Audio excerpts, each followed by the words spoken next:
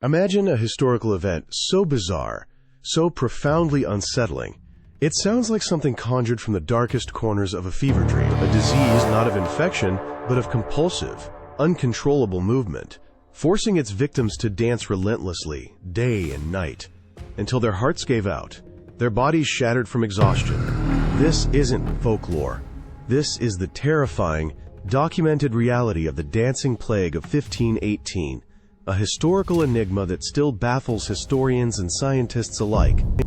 Our story begins in the sweltering summer heat of Strasbourg, a bustling city then part of the Holy Roman Empire, a place already strained by poverty, famine, and recurring waves of disease. On July 14th, a woman known only as Frau Trophäa stepped onto a narrow street and began to dance, her movements initially subtle, then growing in intensity and desperation.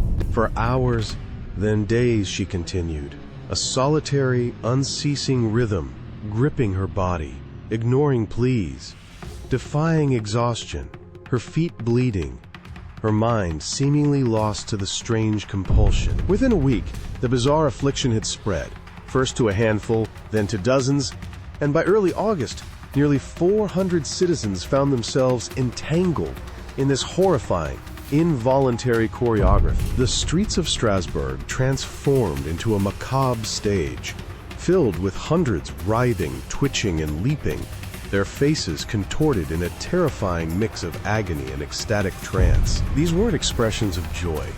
These were involuntary spasms, a relentless march towards exhaustion, heart attacks, strokes, and ultimately, death.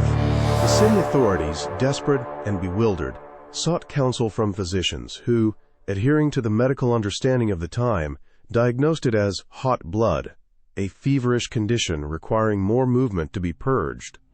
In an astonishingly misguided attempt at a cure, they actually erected a massive wooden stage in the public square and hired musicians, believing that encouraging more dancing would help the afflicted literally dance the illness out of their systems. This tragic miscalculation only intensified the hysteria. The public spectacle fueled the contagion, drawing in more spectators who, in turn, often became new victims, trapped in the collective delusion. As the death toll mounted, with an estimated 15 people dying each day at its peak, the authorities eventually abandoned their disastrous dance-it-out policy, seeking more drastic interventions. The enduring question, however, remains: what truly caused this horrifying episode?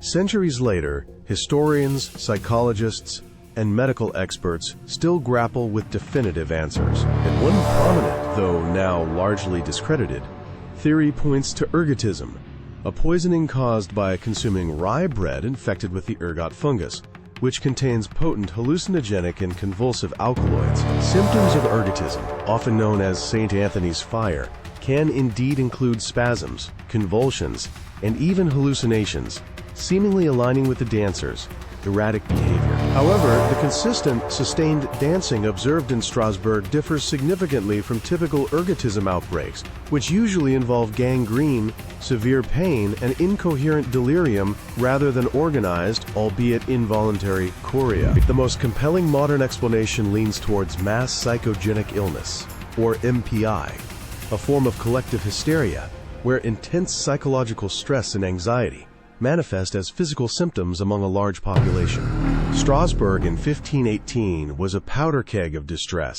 A harsh winter, crop failures leading to widespread famine, devastating epidemics of syphilis and smallpox, and a rigid, oppressive social structure created an unbearable psychological burden. The dancing, therefore, could be seen as a collective, almost ritualistic, physical release of this pent-up anxiety and despair, exacerbated by fervent religious beliefs and a pervasive sense of impending doom. History is replete with similar, though less fatal, outbreaks of dancing manias across medieval Europe, often coinciding with periods of extreme social upheaval and shared psychological trauma, lending strong credence to the MPI theory. As abruptly as it began, the dancing plague of 1518 eventually faded, with remaining sufferers sent to a mountain shrine dedicated to St. Vitus, where prayers, exorcisms, and specific rituals were performed.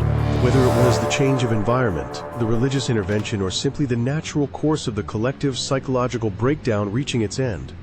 By September, the terrifying dance had ceased.